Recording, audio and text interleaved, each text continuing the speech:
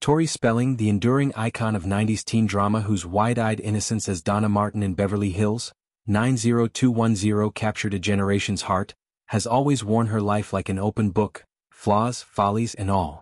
At 52, she's no stranger to reinvention, navigating the choppy waters of reality TV motherhood and a headline-grabbing divorce with the same pluck that made her a tabloid staple.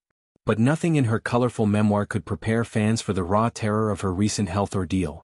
A brutal bout with COVID-19 in the lead-up to Halloween that left her bedridden for 3 weeks, her body racked by what she vividly likened to an exorcism.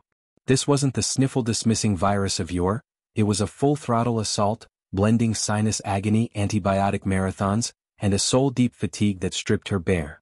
In sharing this saga on her Misspelling podcast, Tori doesn't just recount symptoms, she lays bare the fragility of fame, the quiet heroism of single motherhood, and the resilient spark that refuses to dim. Spelling's life has been a whirlwind of public vulnerability, a trait rooted in her Hollywood royalty lineage. Daughter of mega-producer Aaron Spelling, whose empire birthed Dynasty in Melrose Place, Tori grew up in a mansion of excess, mansions, plural, as her 2009 memoir cheekily titled.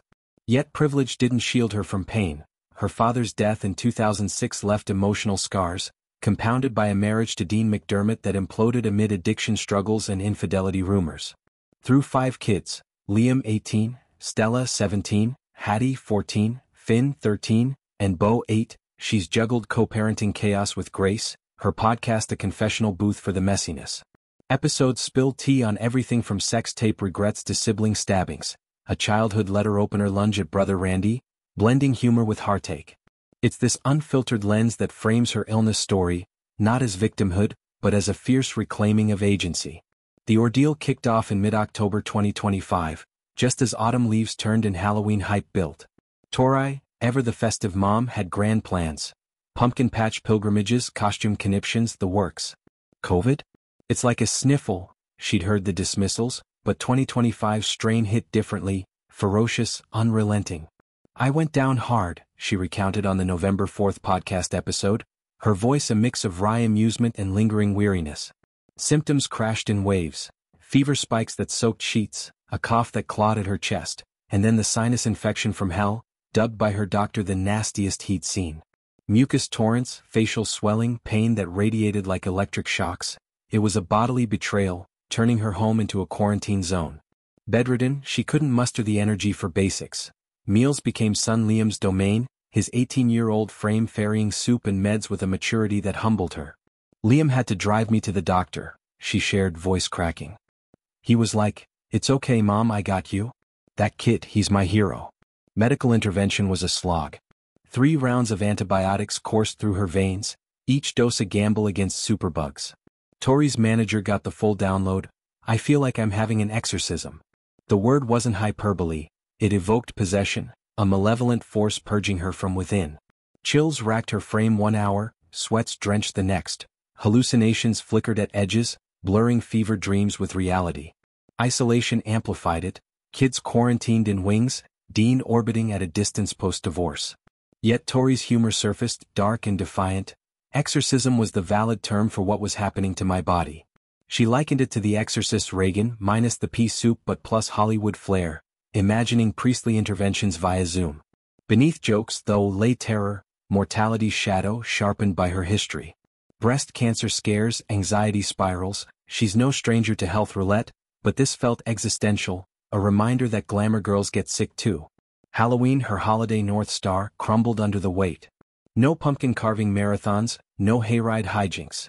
Costumes were last-minute Amazon hauls, Liam proxy shopping while Tori rallied from her sickbed. "I just physically couldn't go," she lamented, grief mingling with guilt. For 18 years she'd been the pumpkin patch queen, corralling costumed crew for photos that screamed family bliss. This year? A subdued doorstep affair, kids trick-or-treating sans mom, her waving feebly from windows. It stung, a microcosm of motherhood's trade-offs, where illness steals not just days but rituals. Yet in the wreckage, gratitude bloomed. None of the kids caught it, a miracle she attributes to masks, distance and luck. "Thank goodness," she breathed, relief palpable. It spared her the amplified nightmare of pediatric wards, a fear every parent harbors. Recovery wasn't linear, it was a crawl through fog. Antibiotics quelled the infection, but fatigue lingered like a bad hangover, sapping stamina for weeks. Tori leaned on her village, friends dispatching care packages, podcast co-hosts filling airtime. Her divorce filing, requesting spousal support from Dean amid asset splits, added irony, a legal limbo mirroring physical limbo. Yet she emerged philosophical, I'm feeling stronger, the show must go on. This mantra, born of 90,210 sets in reality TV trenches, propelled her back to the mic, podcasting through haze. It's Tori's superpower, transmuting pain into narrative, weakness into wisdom. Past confessions flash, Dean's Donna Martin bedroom slip. Oh my little Donna, Hattie's piercing question, have you ever considered being with someone who treats you right? That catalyzed their split, even wishing her leaked sex tape had dropped. I should have let it go. These aren't salacious scoops, they're survival tools normalizing the abnormal. Spelling's saga spotlights broader truths. COVID's evolution, variants stealthier, impacts uneven, underscores vigilance's cost. At 52 with 5 kids and a career reboot, she's a poster child for midlife resilience, challenging narratives of aging divas. Her exorcism metaphor resonates, evoking not just physical purge but emotional, shedding toxic patterns, like codependency with Dean or self-doubt from Aaron's shadow.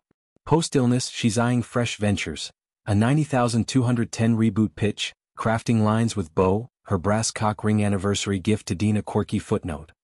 Motherhood remains anchor, Liam's caretaking flipped scripts, modeling reciprocity. The kids see me fight, she says, empowering them against her own childhood fractures.